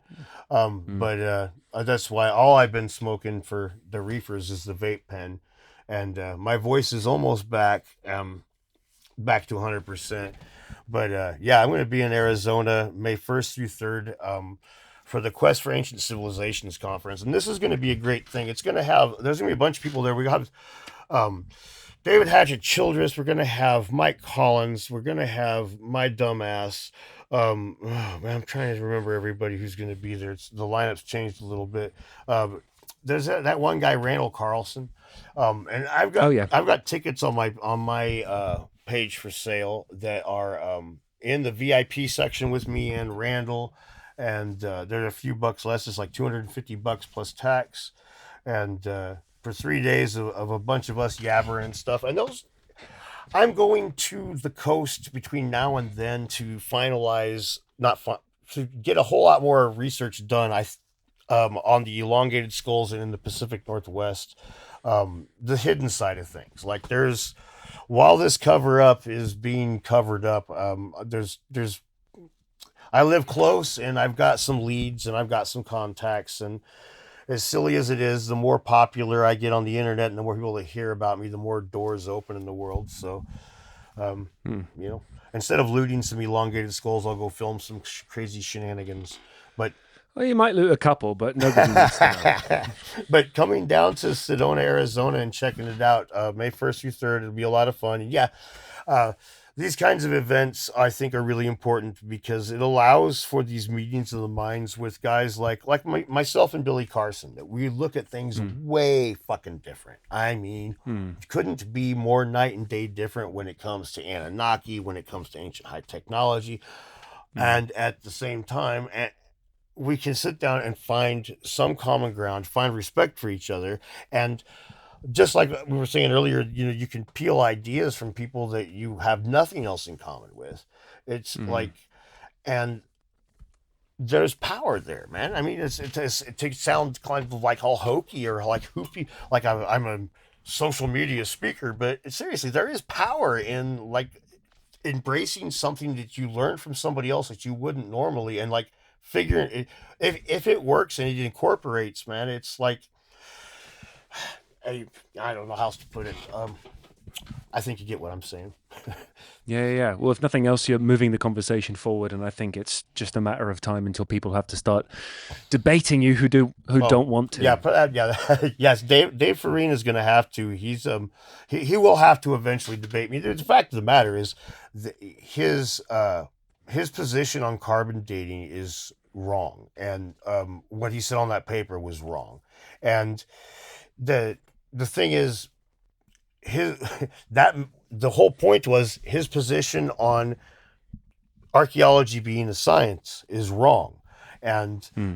that he proved it. That's the whole thing. Is he proved that you can just kick the tires and change whatever you want, and nothing changes. All right. Well, I look forward to you debating him with your Flavor Flav YouTube logo encrusted on your chest, Yes. wearing an elongated skull on your head. Thanks so much for the invite, Tom. I really appreciate it, man. This is awesome.